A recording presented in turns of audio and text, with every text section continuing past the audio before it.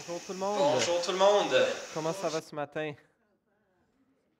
Content d'être avec vous. Amen. Content d'être avec vous ce matin. J'ai eu la chance, il y a quelques semaines, pour la première fois d'assister à un serment de citoyenneté canadienne. On avait une sœur de l'Église qui a prêté serment pour devenir une citoyenne canadienne. Et ma belle-sœur Andrea et moi, on était allés pour l'encourager, pour être avec elle, pour être témoins de cette belle journée. Et la juge qui dirigeait la cérémonie avait encouragé toutes les personnes qui allaient prêter serment d'allégeance allaient prononcer le serment ensemble. Il y était plus d'une centaine de personnes dans la salle, puis il y avait toutes sortes d'invités aussi. Puis la juge nous avait dit, si vous êtes invité aussi, que vous êtes déjà citoyen canadien, bien, on vous invite par solidarité à prononcer aussi le serment de citoyenneté canadienne. Puis ma belle-sœur et moi, Andrea et moi, on n'avait pas le texte devant nous, donc la juge commence à réciter. Donc la juge le disait en premier, donc c'était d'abord en français, ensuite en anglais, mais elle a commencé à dire je jure, OK, tout le monde, je jure, pas nécessairement que vous avez besoin de le faire, là, mais dans la salle, tout le monde le faisait, que je serai fidèle, et porterai sincère allégeance à Sa Majesté le roi Charles III. Et là, ma belle-sœur et moi, on s'est comme un peu étouffés dans nos mots. Et on a eu de la misère. On a eu de la misère à être capable de continuer le serment. Donc, Sa Majesté le roi Charles III, roi du Canada, à ses héritiers et successeurs. Et Andrea disait, Charles III, roi du Canada. Bon, là, quand même. Pouce, mais pouce égal, hein? Donc, le serment est en trois parties. La première partie, c'était l'allégeance à la couronne britannique ou à la couronne canadienne. Ensuite, observer fidèlement les lois du Canada, la Constitution, etc. Puis, en troisième lieu, que je remplirai loyalement mes obligations de citoyen canadien, etc. Mais c'était un peu drôle. Dans ces rares moments, comme Québécois, on se sent peut-être rarement rattaché à la couronne britannique, mais ça, c'était un moment où c'était front and center, en plein cœur. Et moi, comme je suis né au Canada, je n'ai jamais eu à faire ce serment d'allégeance. Et je sais qu'il y en a parmi nous qui ne veulent toujours pas devenir citoyens canadiens, pour des Français parmi nous, pour ne pas prêter allégeance à la couronne britannique, quand même. Quand même. Mais aujourd'hui, on va voir, justement, comme citoyen canadien, bon, techniquement, on est dans une monarchie constitutionnelle. La couronne britannique a un rôle symbolique, n'a pas vraiment de réel pouvoir. Ça serait, c'est quelque chose de beau au niveau symbolique ou de pas beau. Certains veulent le garder, d'autres veulent s'en débarrasser. Je ne vais pas faire l'apologie de la couronne britannique ce matin. Mais on va voir dans notre texte la venue d'un autre roi, la venue du roi d'Israël, lorsque David a été reconnu comme roi, non seulement de la tribu de Juda, comme c'était le cas il y a quelques semaines, mais maintenant de toute la tribu, les 12 tribus d'Israël. Et je ne sais pas comment s'il disait ça en hébreu à l'époque, mais comme les siècles de monarchie souvent sont habitués à dire, et j'ai pas amené le clicker, je l'ai laissé à ma place, ça se peut-tu? Je l'ai mis à terre, je ne sais pas. Sinon, Benjamin, tu peux nous l'avancer. Vive le roi. Ah, on peut-tu l'avancer? En tout cas, je ne sais pas si j'ai peut-être mis à jour trop tard. Benjamin, tu peux-tu juste avancer? Voir si on les a. OK, non. Tu peux-tu l'éteindre puis comme le retélécharger? J'ai mis les diapos à jour depuis. Donc, j'ai intitulé le message d'aujourd'hui « Vive le roi ». Vive le roi quand le roi David devient roi des 12 tribus d'Israël. Et c'est ça qu'on va regarder aujourd'hui, ce qui va se passer, comment Dieu va être avec David, comment David va suivre les directives de Dieu dans la majorité, mais pas dans tout. Et comment la venue du roi David nous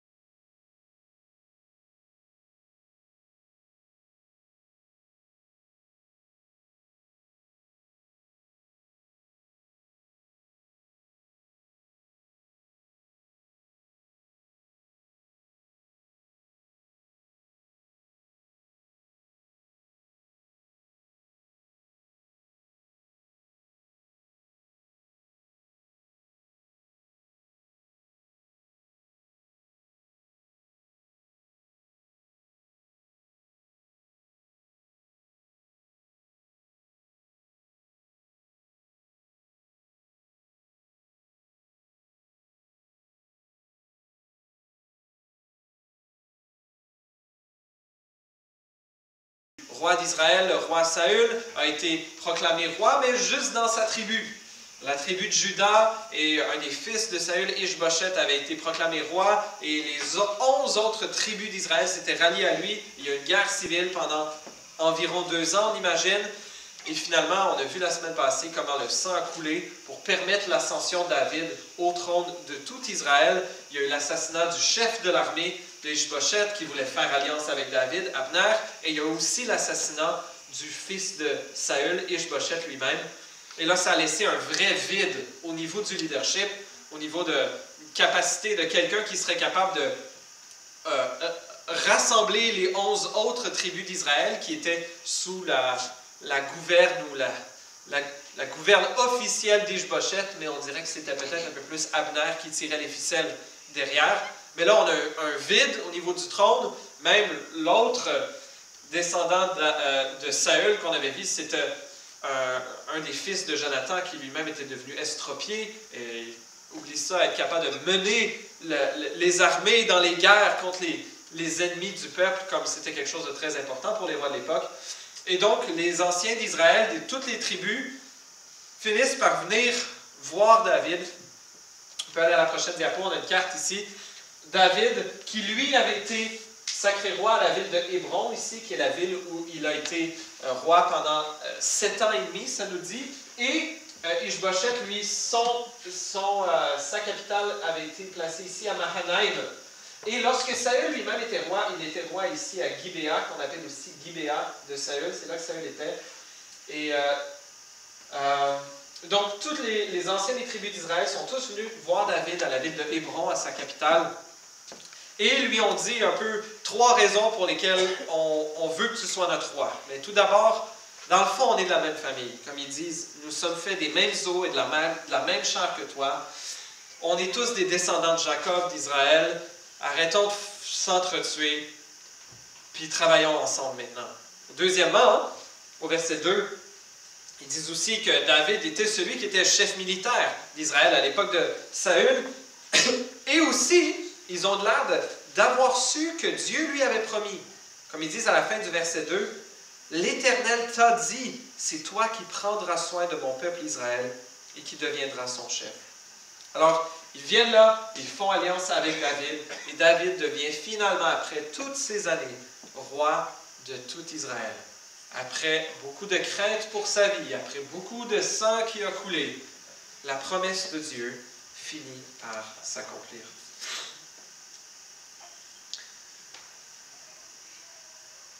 Et une des premières choses que David va faire, il va chercher à unifier encore plus le royaume d'Israël. David régnait à Hébron, qui est en plein milieu du territoire d'Israël. Je n'ai pas une carte complète de tout Israël, mais on est vraiment vers le sud du territoire d'Israël à l'époque. Et David a capturé la ville de Jérusalem qui était encore contrôlée par les Jébusiens. Et les Jébusiens étaient un des 7 peuples cananéens qui habitaient dans le pays de Canaan lorsque Josué et l'armée d'Israël sont rentrés pour prendre possession du territoire que Dieu leur avait promis et amener un jugement de Dieu sur ces nations idolâtres comme il l'avait annoncé. Mais Israël n'avait pas fini le travail. Et il était resté plusieurs Cananéens qui étaient restés dans le terrain, entre autres les Philistins. Vous voyez cette carte-ci qui vient de la Société biblique de Genève. Vous voyez un peu le hachuré avec les lignes en angle. Je n'ai pas la légende en bas parce que j'ai grossi l'image, mais ça représente des zones qui étaient toujours habitées, de ce qu'on comprend, par des non-israélites. Et donc ici, il y avait toute cette section-ci, environ presque jusqu'à la capitale où Saül avait sa capitale, à Gibéa, où il y avait encore des peuples cananéens qui habitaient. Comme on le voit au verset 6, le roi marcha avec ses hommes sur Jérusalem contre les Jébusiens.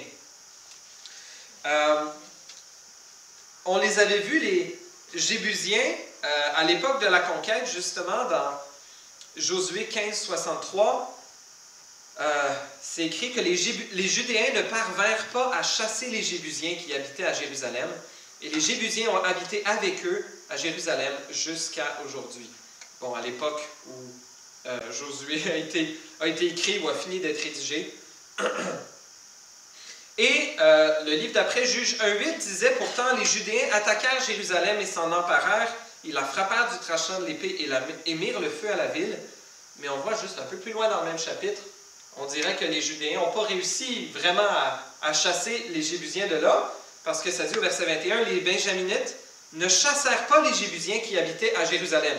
Et ceux-ci ont habité jusqu'à aujourd'hui dans Jérusalem avec les Benjaminites. » Et donc, il y avait cette force ennemie, probablement qui aimait s'allier avec les Philistins quand les Philistins faisaient des incursions vers l'intérieur en territoire israélite.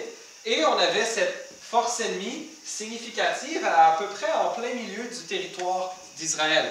Et David va vouloir, avec son armée, sous la direction du Seigneur, venir prendre possession du territoire que Dieu avait promis à Abraham, que Dieu avait promis au peuple d'Israël. Et on dirait qu'il y a une deuxième raison pour laquelle David fait ça. Une première, c'est de compléter ou continuer le travail de la conquête qui n'avait pas été fini à l'époque de Josué et les générations qui ont suivi. Et on dirait que la deuxième raison que David va saisir la ville de Jérusalem, c'est précisément pour en faire sa capitale. On voit que c'était une forteresse, c'était ce qu'on appelait la forteresse de Sion, S-I-O-N, le nom qu'on donnait à cette forteresse-là. Et il y a des vallées, et même encore c'est le cas, la topographie, la géographie à Jérusalem aujourd'hui. Je pense que la ville a le grossi depuis, mais il y avait 3 vallées, je pense à l'ouest, au sud et à l'est. Je ne suis pas certain, mais il y a 3 vallées. Et ensuite, il y avait la colline, donc ça faisait vraiment un endroit qui était en montagne, qui était par-dessus et plus difficile à prendre. C'était fortifié. Et en plus, pour David, c'est un endroit central par rapport à Israël. David était en Juda et il voulait être capable d'un peu unifier tout Israël. Et il est venu prendre une ville qui se situait à la frontière entre le territoire de Juda, sa tribu, et le territoire de Benjamin.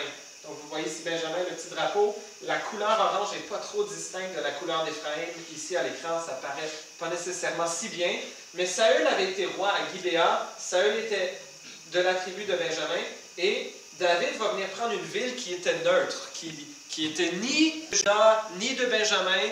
Et c'est une ville qui va servir de capitale pour tout Israël. Et qui va même s'appeler Ville de David. Ville de David et ville des descendants de David. Donc David fait ceci pour être capable d'unifier le royaume et d'unifier sous la seigneurie de Dieu. Et, verset 6, on voit que les Jébusiens étaient pas mal confiants de ne pas se faire prendre leur ville. N'est-ce pas? Parce qu'ils disent au verset 6, on dirait qu'ils sont tellement confiants en leur forteresse, puis en leur force militaire, qu'ils disent « Tu n'entreras pas ici, car même les aveugles et les boiteux te repousseront. » En disant « David n'entrera pas ici. » On dirait « Notre ville est tellement bien fortifiée là, que même des aveugles et des boiteux seraient capables de la défendre. »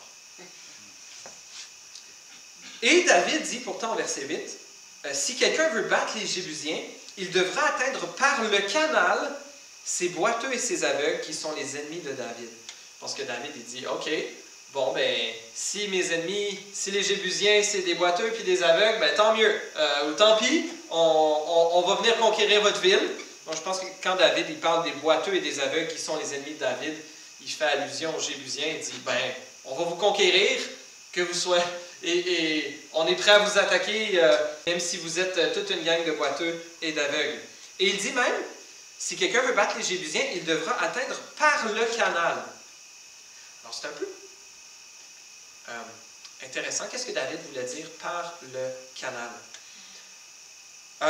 Des chercheurs à Jérusalem ont trouvé, il y a environ 150 ans, un tunnel, un genre de puits ou un canal qu'on appelle le canal de, est-ce que j'ai ça ici, Warren, le puits de Warren, qui est le nom de l'ingénieur militaire britannique qui l'a découvert en 1867, qui serait possiblement le canal en question. Donc, c'est un système avec un puits, avec un tunnel pour que la ville de Jérusalem, et d'après les datations archéologiques, on comprend que ça date d'avant l'ère de David aussi. Il y avait un genre de tunnel pour être capable d'accéder à la source de Gihon et d'être capable d'approvisionner la ville en eau potable, même avec cette source qui était à l'extérieur, et encore aujourd'hui, qui est à l'extérieur de la ville.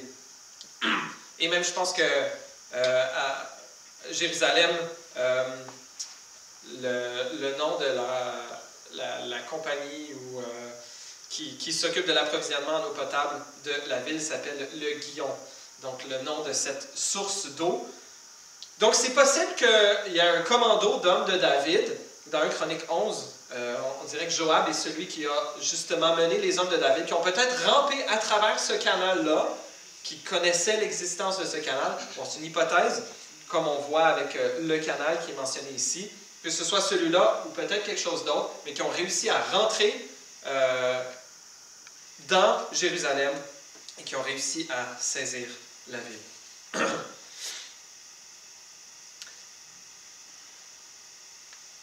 Une des choses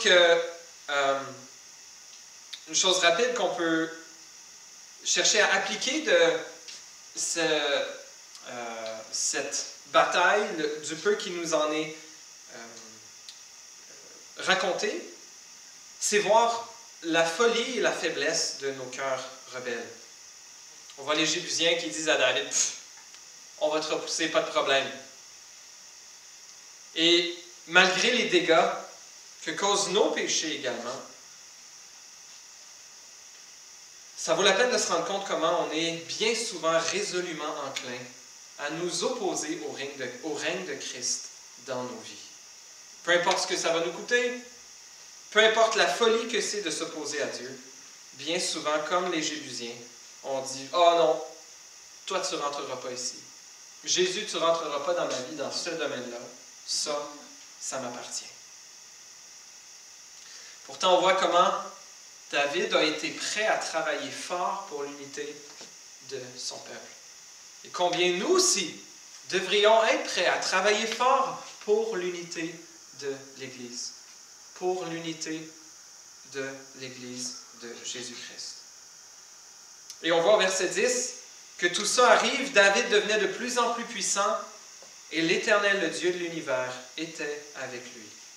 Tout cela arrive parce que l'Éternel était avec lui. Et on peut aller à la prochaine diapo. On voit dans ces 10 versets essentiellement que les promesses de Dieu s'accomplissent. Dieu qui avait promis à Abraham que ses descendants viendraient prendre possession du territoire qui appartenait entre autres aux Jébusiens, qui sont un des sept peuples qui sont nommés. Et bien finalement, à peu près 800 ans plus tard, finalement cette parole, cette promesse s'accomplit. Les promesses de Dieu s'accomplissent malgré le temps qui a passé. Vous savez, entre les derniers écrits qu'on a de l'Ancien Testament et le moment que Dieu s'est révélé à Zacharie, le père de Jean-Baptiste, on estime qu'il y a un silence d'environ 400 ans, pendant lequel le peuple d'Israël a souffert d'être envahi par encore d'autres empires. Et pendant 400 ans, il y a ce temps qu'on appelle ce grand temps de silence.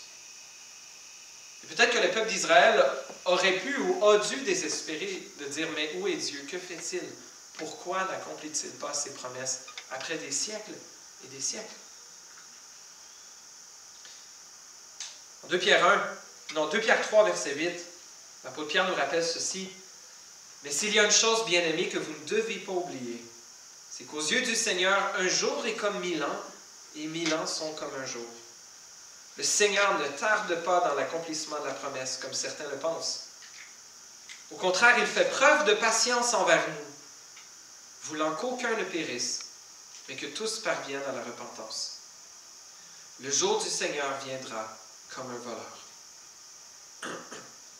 Malgré les millénaires maintenant qui se sont écoulées depuis la résurrection de Jésus, depuis le début de l'Église, malgré que nous attendons encore le retour de Jésus et l'avènement complet du royaume de Dieu, la promesse de Dieu va s'accomplir. Peu importe le temps que ça prend, peu importe le temps que ça, combien long ça peut nous sembler, combien de générations, de siècles, qui sait, de millénaires peut-être reste-t-il, la promesse de Dieu va s'accomplir. De la même façon qu'elle s'est accomplie pour Israël à l'époque. Avec David qui a saisi Jérusalem, les promesses de Dieu vont s'accomplir. On voit aussi que les promesses de Dieu s'accomplissent malgré l'opposition. Dieu avait promis à David qu'il serait roi. Et Saül s'est opposé. Les Philistins se sont opposés. Ils vont s'opposer, on va voir juste un peu plus tard aujourd'hui. Les assassins qui ont joué la semaine passée, à travers tout ça, la promesse de Dieu a fini par s'accomplir. Les promesses de Dieu s'accompliront malgré le temps et malgré l'opposition. Et nous pouvons faire confiance à Dieu, qu'il tiendra parole, assurément. Avec le règne de David qui s'installe, avec les promesses de Dieu qui s'accomplissent, on peut aller à la prochaine diapo, on voit aussi comment Dieu bénit David et lui donne du leadership pour le service de son peuple. Lisons ce court texte, les versets 11 et 12 dans 2 Samuel 5. Hiram, le roi de Tyr, envoya des messagers à David, ainsi que du bois de cèdre, avec des charpentiers et des tailleurs de pierre, et ils lui construisirent une maison, essentiellement un palais. David reconnut alors que l'Éternel l'affermissait comme roi sur Israël et donnait du rayonnement à sa royauté à cause de son peuple, Israël. Je comprenne juste un temps d'arrêt ici pour considérer comment David voyait que Dieu affermissait sa royauté. Et le roi de Tyr, le roi Hiram, on estime chronologiquement que le roi Hiram a seulement arrivé comme roi de Tyr. Tyr est un royaume, une ville-état de la Phénicie qui était sur la côte méditerranéenne ouest par rapport à Jérusalem. Une ville qui était très prospère, connue pour son commerce, connue pour son bois de cèdre. Et le roi Hiram est devenu roi probablement dans les 10 dernières années ou 10 ans avant la fin du règne de David. Donc probablement que ces deux versets, là, 11 et 12, arrivent vers la fin du règne de David, tandis que ce qu'on va voir dans le restant du chapitre est probablement arrivé avant. Mais Hiram, voyant la grandeur de David, vouloir faire de lui un allié, envoie des charpentiers, des tailleurs de pierre, du bois de cèdre pour lui construire un grand palais. Et David reconnut alors, verset 12, que l'Éternel l'affermissait comme roi sur Israël et donnait du rayonnement à sa royauté à cause de son peuple, Israël. Dieu affermit David à cause de son peuple. Dieu n'affermit pas David à cause de David. Dieu affermit David à cause de son peuple. Chers amis, peu importe les responsabilités que Dieu nous donne, que ce soit dans l'Église ou que ce soit pour ailleurs, quand Dieu nous donne des responsabilités, quand Dieu nous donne des formes d'influence ou d'autorité ou de gestion, c'est pour le service. Si Dieu te place en position d'influence auprès d'enfants à l'Église, dans ta famille, dans ton travail, c'est pour le service. Si Dieu te place en position d'influence ou d'autorité au travail, dans l'Église, dans ta coopérative, c'est pas pour dominer, c'est pas pour profiter, c'est pour servir. Et même j'aimerais revenir au verset 2. Lorsque tous les anciens d'Israël viennent voir David et qui rappellent cette promesse que Dieu avait faite à David, qu'on ne voit pas nécessairement dans le texte de 1 et 2 Samuel, mais à laquelle plusieurs semblent faire allusion, dont Abner la semaine passée, et qu'ils disent « L'Éternel t'a dit, c'est toi, David, qui prendra soin de mon peuple Israël et qui deviendra son chef. Et le terme ici, toi qui prendras soin, est un verbe de berger. Si vous avez la traduction Louis II ou la nouvelle édition de Genève 1979, c'est un vieux verbe qui est utilisé. C'est toi qui paîtras mon peuple. C'est toi qui prendras soin comme un berger. Et même la Bible du Sommeur a traduit ça. L'Éternel t'a promis que tu serais le berger d'Israël.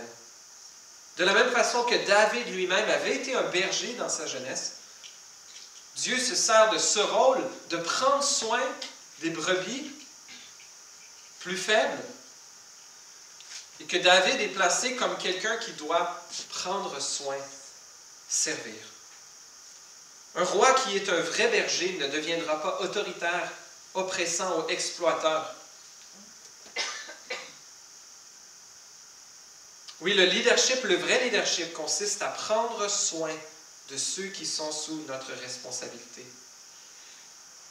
D'ailleurs, lorsque Jacques et Jean, apôtres de Jésus, sont venus le voir pour lui dire « Jésus, on aimerait que tu nous accordes d'être placé à ta droite, à ta gauche. » Jésus leur donne une leçon sur la vraie grandeur, le vrai leadership. Il leur dit « Vous savez que ceux que l'on considère comme les chefs des nations, Marc 10, 42, dominent sur elles et que leurs grands les tiennent sous leur pouvoir. Ce n'est pas le cas au milieu de vous. Mais si quelqu'un veut être grand parmi vous, il sera votre serviteur. Et si quelqu'un veut être le premier parmi vous, qu'il soit l'esclave de tous. En effet, le Fils de l'homme est venu non pour être servi, mais pour servir et donner sa vie en rançon pour beaucoup. » Fin de la citation. Oui, le meilleur leader, le plus grand roi, est venu pour servir et donner sa vie en rançon pour beaucoup. Et David, malgré qu'il était décrit comme un homme selon le cœur de Dieu et que Dieu va lui donner des victoires, on voit dans le troisième point aujourd'hui que nos héros demeurent pécheurs. Et que David, malgré tous ses bons points, malgré tous les incroyables psaumes que David nous a légués, on voit que David va continuer à multiplier les femmes et les concubines et les fils. Avant-goût ou précurseur d'une vie familiale absolument exécrable. Et dans les chapitres 5 à 10, on voit David que ça se passe bien, que Dieu a fermé son règne. Dans 2 Samuel 11, il y aura ce célèbre adultère avec Bathsheba, le meurtre du mari, cette femme. Et le restant de la vie de David sera bien amer, bien pénible. Oui, nos héros demeurent pécheurs. Lisons versets 13 à 16. David prit encore des concubines et des femmes de Jérusalem, après son arrivée d'Hébron, et il y eut encore des fils et des filles. Voici le nom des enfants qu'il eut à Jérusalem: Shammua, Shobab, Nathan, Salomon, qui est celui qui sera roi après David, Jibhar, Elishua, Népheg, Japhia, Elishama, Eliada et Eliphélet. Malgré l'incroyable bénédiction du Seigneur sur David et sur son règne, sa royauté sera au mieux imparfaite. Et le harem de David, dans un certain sens, est un symbole reconnu de la stature politique de David au Proche-Orient ancien. Mais les chapitres à venir vont nous montrer comment la rivalité entre ses fils va être beaucoup plus une source de trouble que de bénédiction. Et Dale Ralph Davis, commentateur, dit qu'on voit ici à la fois la force de David et sa stupidité.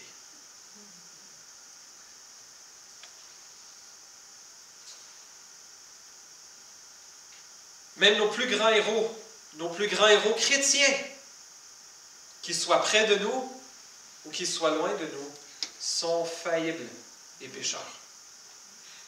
Et je pense que c'est John Piper qui disait ayez des héros morts. Au lieu d'avoir des héros vivants, des grands enseignants ou des leaders que vous appréciez beaucoup, ayez des héros morts, au moins eux, ils ne peuvent pas ils peuvent plus, ils peuvent plus décevoir, ils peuvent plus faire un virage terrible. Mais même les gens décédés, des fois, après leur mort, on peut apprendre des choses des choses que, ne sont pas très reluisantes dans leur CV. Même les grands héros de la foi chrétienne, de l'histoire de l'Église, les Luther, les Calvin, les Jonathan Edwards, etc., ont tous un peu leur côté sombre. Et David et à peu près tous les héros de la Bible, il y en a un par contre. Il y en a un qui est différent. Seul Jésus. Seul Jésus est digne de notre admiration et notre adoration sans réserve. Lui seul a toujours fait ce qui est agréable au Père. Et lui seul est digne de porter la couronne du royaume de Dieu. Alors on peut avoir des héros, des gens qu'on admire, même si on ne les appelle pas des héros, des gens qu'on admire. Il faut se rappeler que la personne, par excellence, que nous devons admirer, et la seule qui ne nous décevra jamais, c'est le plus grand fils de David, c'est Jésus. Lisons maintenant la fin de notre chapitre, où on voit, quatrièmement, que Dieu obtient la victoire sur ses ennemis. Les Philistins vont se réveiller. On peut aller à la prochaine diapo. Donc, Dieu obtient la victoire sur ses ennemis. Les Philistins vont se réveiller. Tant que Israël était divisé, qu'il y avait David, puis il y avait le fils de Saül qui se faisait la guerre, ça faisait la job pour les Philistins. Continuez à vous battre entre vous. Tant que vous êtes divisés, nous, ça fait notre affaire. On peut continuer à assumer notre domination sur le territoire. Mais lorsque les 12 tribus d'Israël se rallient à David, là, ça ne fait pas l'affaire des Philistins. Et ça ne sera pas très long que les Philistins vont justement se rendre pour attaquer David. On va lire ici les versets 17 à 25, la fin du chapitre 5 de 2 Samuel. Voici la parole de Dieu. Les Philistins apprirent qu'on avait consacré par onction David comme roi sur Israël, et ils montèrent tous à sa recherche. David en fut informé et descendit à la forteresse. Les Philistins arrivèrent et se déployèrent dans la vallée des Réphaïm, qui est une vallée à l'ouest de la ville de Jérusalem. David consulta l'Éternel en disant, « Dois-je monter contre les Philistins? Les livreras-tu entre mes mains? » Et l'Éternel dit à David, « Monte, car je livrerai les Philistins entre tes mains. » David vint à Baal-Pératim, où il les battit. Puis il dit, « L'Éternel a dispersé mes ennemis devant moi, comme de l'eau qui coule. C'est pourquoi l'on a appelé cet endroit Baal-Pératim. » Petit peu d'hébreu ici. Justement, Jean-Sébastien nous préparait tantôt avec notre hébreu. Baal est le nom d'un dieu cananéen, mais le mot en hébreu aussi veut dire seigneur ou maître. Et un peu comme en français, le mot Dieu peut être utilisé à la fois pour parler de faux dieux et le nom de Dieu en français. Dieu, l'Éternel, etc. Donc Baal, en hébreu, veut dire seigneur ou maître, et Pératim veut dire des brèches. Donc, David appelle cet endroit Baal-Pératim, ce qui veut dire seigneur. Il parle de ce que Dieu a fait. Dieu a été le Seigneur, le maître des brèches. Il a fait une brèche. Il a ouvert le chemin comme une digue qui rompt. Et Dieu a ouvert le chemin. Dieu a envahi ses ennemis à la ville de Baal-Pératim, Seigneur des brèches. Verset 21. Les Philistins, y abandonnèrent leurs idoles, et David et ses hommes les emportèrent. Les Philistins montèrent de nouveau pour attaquer et se déployèrent dans la vallée des Réphaïm. Phase 2. David consulta l'Éternel, et l'Éternel dit, « Tu ne monteras pas. Contourne-les par derrière, et tu arriveras sur eux vis-à-vis des mûriers. Quand tu entendras un bruit de pas dans les cimes des mûriers, alors dépêche-toi, car c'est l'Éternel qui marche devant toi pour battre l'armée des Philistins. » David fit ce que l'Éternel lui avait ordonné, et il porta des coups aux Philistins, depuis Géba jusqu'à Gézer. Fin du chapitre 5. On va aller à la prochaine diapo. Encore une carte. Donc, on a les Philistins qui attaquent David. Et ça dit que David descendit à sa forteresse. Les spécialistes ne sont pas sûrs si David avait saisi la ville de Jérusalem ou pas, encore à ce moment-là. Plusieurs interprètes pensent que David, à l'époque où il fuyait Saül, avait une forteresse à la ville de Adullam ici. Donc, c'est peut-être ici que David est descendu à sa forteresse. Et la vallée des Réphaïm est à l'ouest de Jérusalem, où les Philistins s'étaient assemblés. Et David consulte l'Éternel avant de bouger. Quelque chose que Saül n'avait pas toujours fait. Et souvent, même Saül pourchassait David sans même se poser la question, est-ce que c'est la volonté de Dieu ou pas? Mais David, un roi qui, dans ce cas-ci, cherche à être dirigé par l'Éternel, sonde l'Éternel, consulte l'Éternel, probablement vis-à-vis le grand prêtre, avec l'éphod, l'Urim et le Thummim, possiblement. Est-ce que je dois monter? Est-ce que tu vas me donner la victoire? Et la première ronde, Dieu lui dit, oui, vas-y, monte, je livrerai les Philistins en tes mains. Et là, ensuite, je ne sais pas si c'est quelques mois, quelques semaines, peut-être quelques années après, les Philistins se rassemblent pour une prise d'eux, peut-être une plus grande armée. Je ne sais pas ce qui s'était passé entre-temps. Et là, David aurait très bien pu se dire, ah, la même chose que la dernière fois. Dieu nous a donné la victoire la dernière fois. Pas de problème. Allons-y les boys! Mais, encore une fois, David, avant de bouger, même si la même affaire s'est passée, puis il y avait une grande victoire, puis Dieu avait été avec eux, avant de bouger, David consulte l'Éternel. Et Dieu lui dit, en fait, on ne va pas faire comme la dernière fois. Tu vas passer par en arrière. Et quand tu vas entendre un bruit dans les mûriers, c'est que moi, je marche devant toi pour battre les Philistins. Et Dieu leur donne une encore autre grande victoire. Et à partir de ce moment-là, jusqu'à la fin, dans tout le restant de l'Ancien Testament, en fait, on ne voit plus jamais les Philistins être du trouble pour les Israélites. Il va y avoir d'autres peuples, beaucoup d'autres peuples, mais c'est la dernière fois ici que les Philistins causent du trouble aux Israélites. Dieu va vaincre ces fameux ennemis jurés d'Israël qui, depuis des siècles, leur menaient la vie dure. Dieu va les réduire à l'impuissance une fois pour toutes. On voit que Dieu délivre par sa direction et Dieu délivre par sa puissance. Alors que David est prêt à consulter l'Éternel, Dieu lui donne direction. Et Dieu lui-même, on dirait, prend part au combat la deuxième fois pour réduire à néant les Philistins. Une autre chose qu'on peut voir de ce texte, c'est que Dieu n'agit pas toujours de la même façon, n'est-ce pas?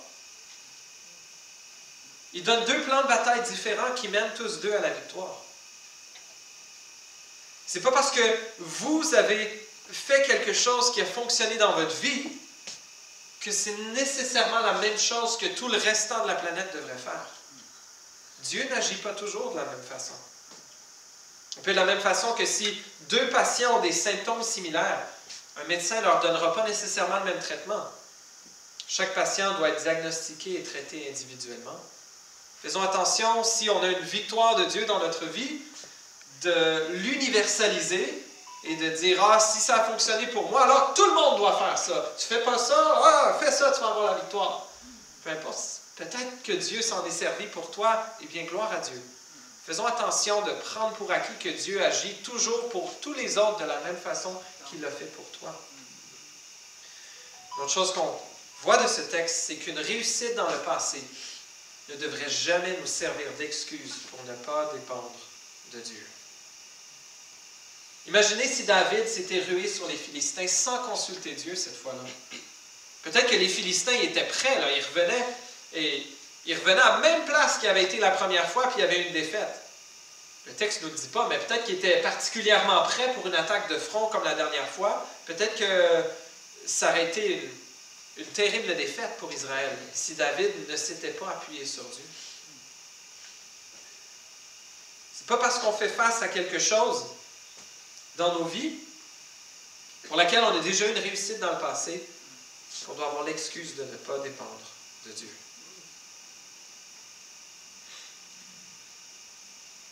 Avec ces victoires que Dieu donne à son roi, encore plus important, on y voit un avant-goût du règne du Messie. Loin de l'Éternel, qui viendra? Le descendant de David, le fils de David, comme Jean-Sébastien nous le lisait dans Romains 1 tantôt, qui lui aussi aura le dernier mot et va écraser ses ennemis au jour de son retour. Vous savez, le psaume chapitre 2, et avec le psaume 1 des psaumes qui donne le ton, le psaume 1 et 2 donnent le ton un peu pour le restant du livre des psaumes. Psaume chapitre 2, les versets, à partir du début, nous dit ceci. Pourquoi cette agitation parmi les nations et ces préoccupations dépourvues de sens parmi les peuples? Les rois de la terre se soulèvent et les chefs se liguent ensemble contre l'Éternel et contre son Messie ou contre celui qui l'a désigné par onction. Arrachons leurs liens, jetons leurs chaînes loin de nous. Verset 4. Celui qui siège dans le ciel rit. Le Seigneur se moque d'eux, puis il leur parle dans sa colère. Il les épouvante dans sa fureur. C'est moi qui ai établi mon roi sur Sion, ma montagne sainte. Je veux proclamer le décret de l'Éternel. Il m'a dit, tu es mon fils, je t'ai engendré aujourd'hui. Demande-le-moi, dit Dieu, et je te donnerai les nations en héritage, les extrémités de la terre en possession. Tu les briseras avec un sceptre de fer, tu les briseras comme le vase d'un potier. Et maintenant, roi, termine le psalmiste, conduisez-vous avec sagesse, juge de la terre, laissez-vous instruire. Servez l'Éternel avec crainte et réjouissez-vous tout en tremblant. Rendez hommage au Fils, de peur qu'il ne s'irrite et que vous n'alliez à votre perte, car sa colère s'enflamme rapidement. Heureux tous ceux qui se confient en lui. Psaume 2. On n'a pas d'auteur, ce psaume. Et on peut imaginer qu'il parlait de David. Effectivement, Dieu a établi David comme roi à Sion. Mais les auteurs du Nouveau Testament, répétition, dans Acte 4, Acte 13, dans l'Apocalypse aussi, on voit les apôtres qui nous montrent comme ce texte-ci, en fait, est accompli en Jésus et sera vraiment accompli lorsque Jésus viendra pour régner.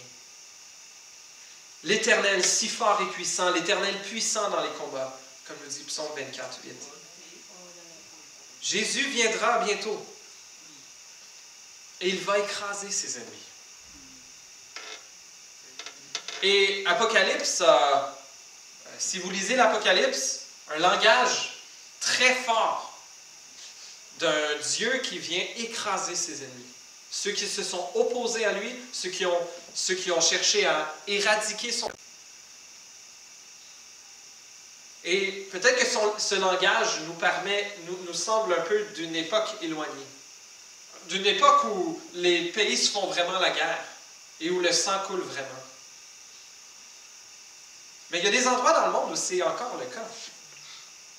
Il y a des endroits dans le monde où les gens s'entretuent encore. Et qui sait ce que le futur nous réserve?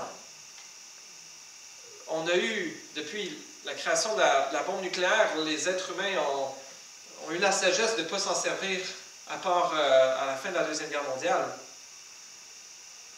Mais si on venait à des grandes guerres sur la Terre, et des tyrans, des rois, des puissances, etc., qui massacrent des nations entières, alors peut-être qu'on soupirerait plus à ce que Dieu fasse justice ainsi. À ce que Dieu vienne écraser ceux qui détruisent tout et qui s'opposent à son règne. Nous trouverions peut-être beaucoup plus de consolation dans ces images conquérantes du Dieu Tout-Puissant. Il ne faut pas les nier. Elles sont là. Et nous savons que ce roi qui vient, Jésus qui vient un jour, bientôt pour régner, à sa première venue n'est pas venu pour écraser. Il revient comme conquérant et comme juge, mais il est d'abord venu comme sauveur, comme esclave. Son couronnement s'est d'abord fait avec une couronne d'épines. Oui, il est d'abord venu comme sauveur qui donne sa vie pour ses amis et pour ses ennemis. Et comme le psalmiste nous disait, rendez hommage au Fils, de peur qu'il ne s'irrite et que vous n'alliez à votre perte, car sa colère s'enflamme rapidement. Et heureux tous ceux qui se confient en lui.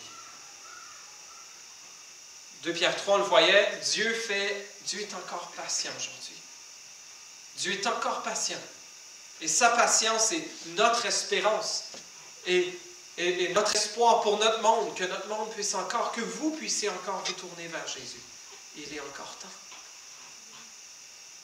Il est encore temps. Mais lors du jour de son retour, ce sera trop tard. Et tout genou fléchira devant Jésus. Nous pouvons maintenant le faire comme ses rachetés, ou nous le ferons comme ses conquis. La justice et la beauté et la paix régneront pour toujours. Dieu sera glorifié pour toujours.